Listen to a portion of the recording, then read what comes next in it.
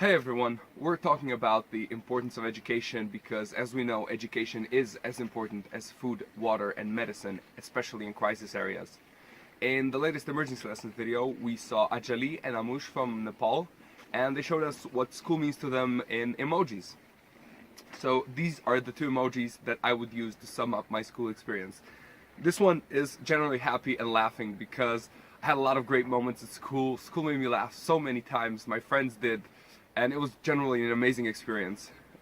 This one is an in love emoji because I fell in love for the first time in school and I met so many people that I still love today, my friends, and it was really an emotional experience as well.